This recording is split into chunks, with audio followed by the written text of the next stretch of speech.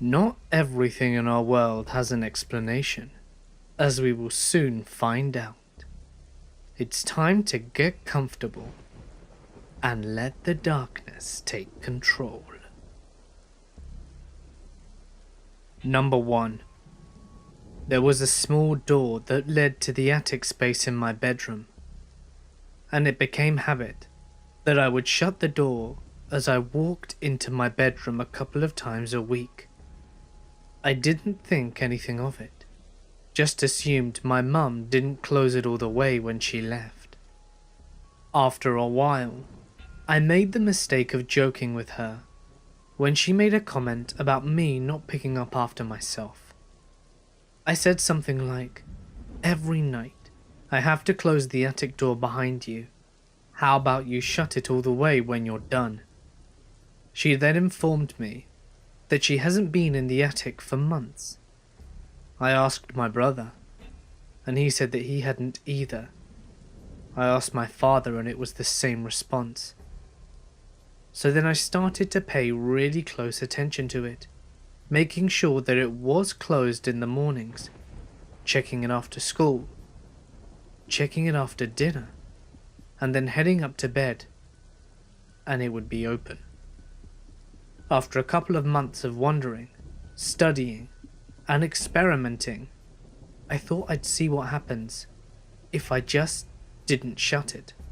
I opened the door before school and checked it after school, still open. Checked it after dinner, still open. Before bed, still open. Now I'm laying in bed, mind going crazy with the open door across the room, and decide to check it out. So I roll over and focus on the black space in the attic to see a face staring back at me. I bolt downstairs, wake my parents, and get ridiculed by my brother. I switch bedrooms with my brother and move into a new house about 6 months later. By chance, my new physics teacher and his wife bought our old house. I could have forgotten all about the events and chalked it up to me having an overactive imagination. But then, in my senior year, I discovered how awesome our physics teacher was, and it became my favourite class by far, and he was my favourite teacher. At the end of the senior year, my friend and I took our VHS camcorder around town, doing mostly silly things. We happened to be walking by my old house, and we were just seeing from the outside what they'd done with the place, when we spot our physics teacher, and he offers to give us a tour. I got to tell him the story about all the projects that my dad did whilst we were still in the house, and then his wife led us upstairs to show us the sewing room. I asked jokingly, "Notice anything strange in this room?" And her face goes blank. On camera. She asks what I mean, and I try to shrug it off, but end up saying something about the attic door. She confirmed that every time she goes up to sew, the attic door will be open. She then tells us that on the second day of being in that house, their dog, a German Shepherd, had gone into the room, but would not go back downstairs. He started barking and could not be consoled, and then jumped through the window, landing on the tin roof over the porch and running off. The dog did not come back until the next day, and has not stepped foot into the hallway that leads up to the staircase. I had the initial thought that I could show my parents and brother the story I had on film, but I decided to just let it be. The event itself was easy to shrug off because I could chalk it up to a lot of other possibilities when I was younger. It wasn't until 5 years later that it became freaky. The look on the wife's face before she told us about the dog was very telling. Like something they decided to never put much thought into. Now my story added depth to their experience, and their story added depth to mine. I wish I had those VHS tapes from 20-something years ago.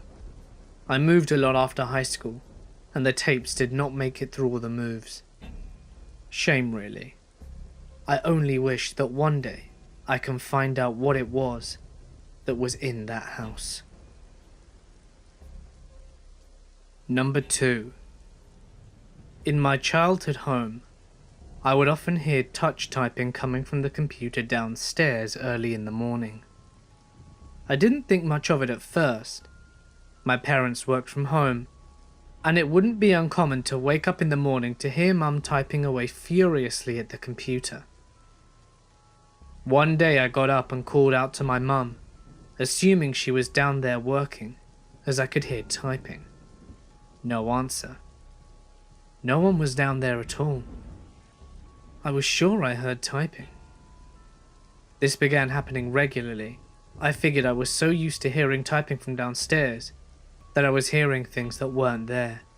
So I didn't mention anything to anyone, figuring I must be going a little crazy. This happened on and off for a period of 6 months. The sound of fast typing and fast, furious clicking of a mouse, as if someone were frustrated. One morning I was eating my breakfast when I heard Mum at the top of the stairs call out to me, "You're not down there on the computer already, are you?" I froze and ran out to her. I was amazed she had heard it too. She was convinced she could hear typing, yet no one was down there. I told her about all the times that I'd been hearing it, and then my sister opened up about hearing it regularly too when no one was down there. I wasn't crazy after all. I set out to try and catch whatever was causing it, and tried to discover a rational explanation. I'd sprint out of my bedroom to the top of the stairs, where I'd be able to look down into the room to see if anyone were at the computer. No such luck. Every time I got there it stopped. I think it went on for a couple of years, and we just learnt to kind of live with it, as it wasn't every day. I was down there once when the ceiling light globe in the centre of the room began to flash very fast, almost like strobe lighting. It then exploded, and the glass went shattering all across the room. I was lucky. I ran out of the room when it started happening because I was scared, and if I hadn't have run out, I would have been hit by shards of glass. Around the same time, I was on the computer at home by myself, when something happened that resulted in me never being able to be alone in the room again. I felt and heard this really sharp intake of breath directly behind my right ear. I've never run so fast in my life, and was hesitant going back into that room ever again. Prior to that, the whole typing thing had just been something weird and spooky, not scary. Still makes my heart race when I think about it today. The only thing I wish is that I'd left word on or something to see what exactly it was typing. It's a shame the computer was off every time. Number 3. I had just turned 22, and my parents had sold their house and purchased a place out in the country. On the property, there was a big shed not far from the house that I decided to turn into my place. Now, I kind of felt uncomfortable in the shed sometimes, but my dog kept me company, so it wasn't so bad.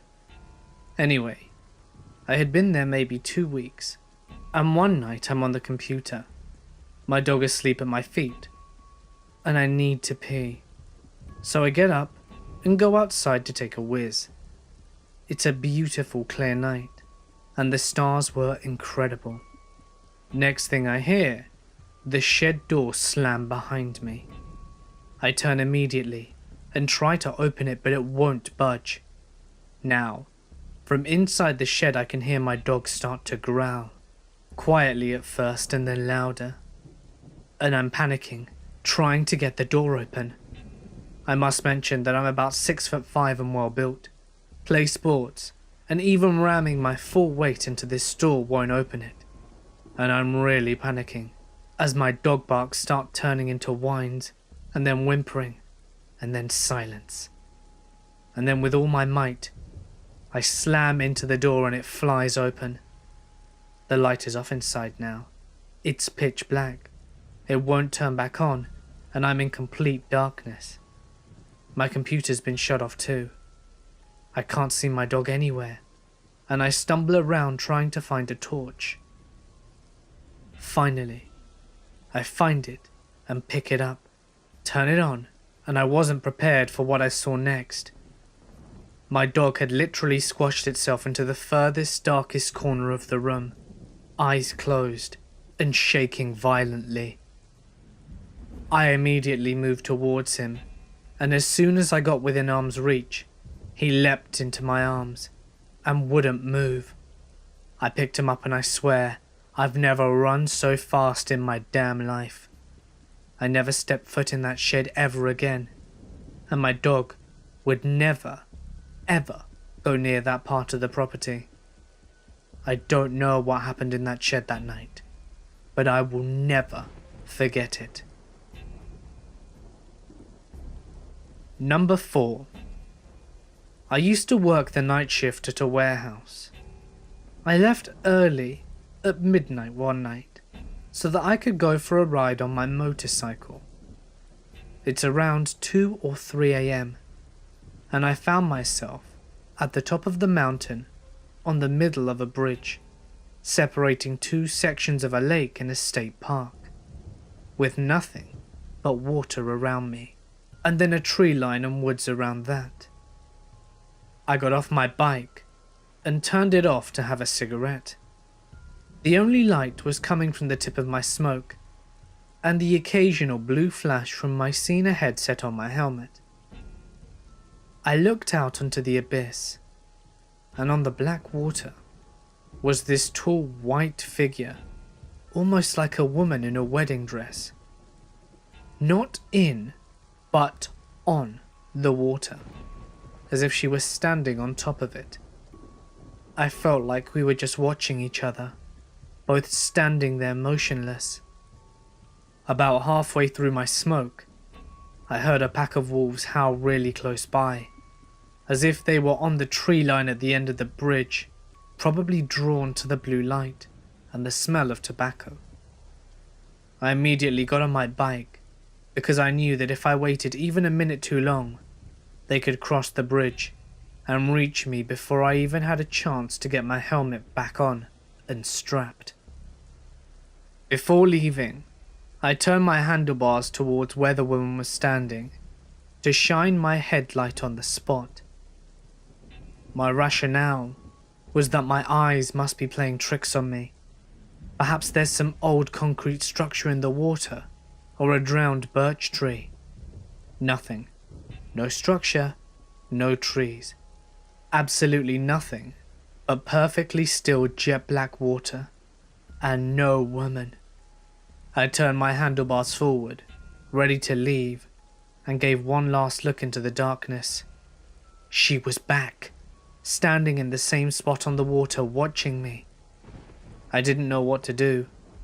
All the hairs on my body were standing so far on the end, it felt as if they were about to jump off my skin.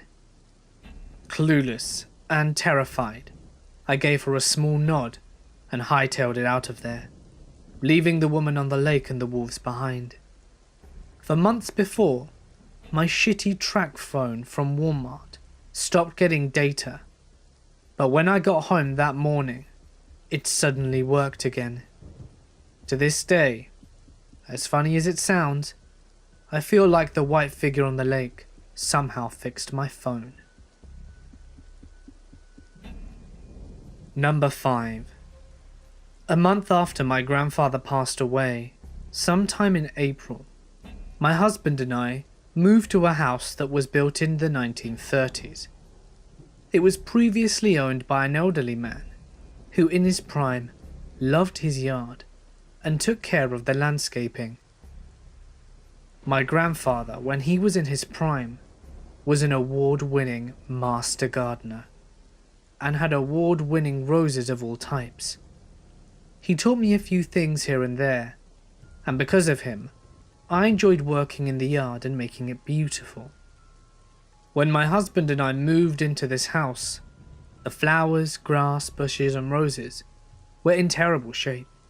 In front of the walkway landing to the front door connecting to the sidewalk was a trellis with climbing roses covering it. It had the potential to be beautiful, but through years of neglect and overgrowth, I didn't think it would have a chance to look beautiful again. I was determined to fix it. I read books, looked online, and finally one night I had a dream.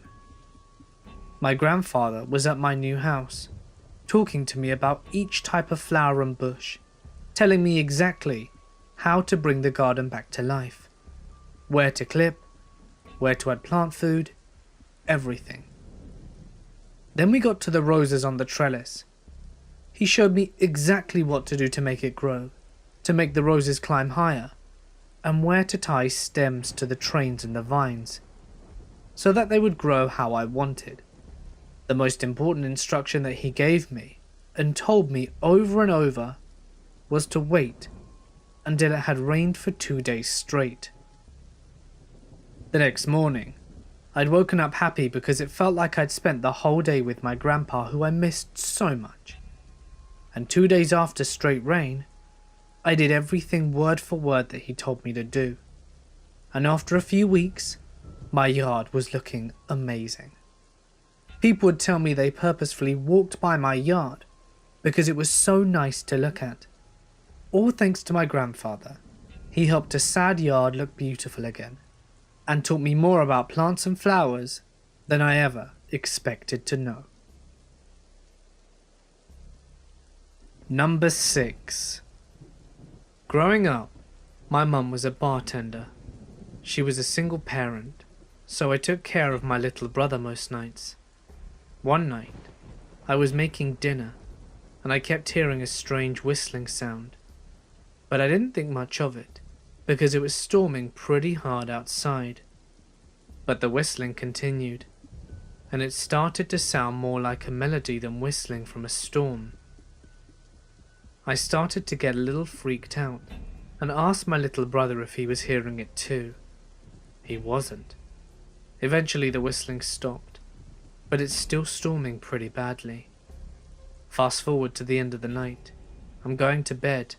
I'm climbing up the ladder to my bunk, and my TV shuts off. I think maybe the power went out, but the hallway light is still on. So I go to turn the TV back on, and nothing happens. So I reach around my TV stand, and realize that it's been unplugged.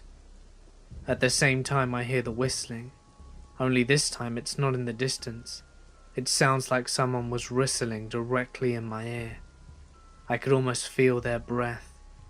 It sent chills down my spine. At that moment I took off running out the house screaming. We lived in an apartment with 3 other units, so I woke all the neighbours above us. There was a younger couple with 2 kids, and they offered to come check out our house. I could tell that the guy just thought it was a stupid kid hearing things, but was trying to make me feel better. My brother and I waited outside the apartment whilst he went inside to check it out for us. And after a few minutes, he came back and seemed a little agitated and asked if we were playing a prank on him. This really scared me, and I told him that we weren't playing a prank on him.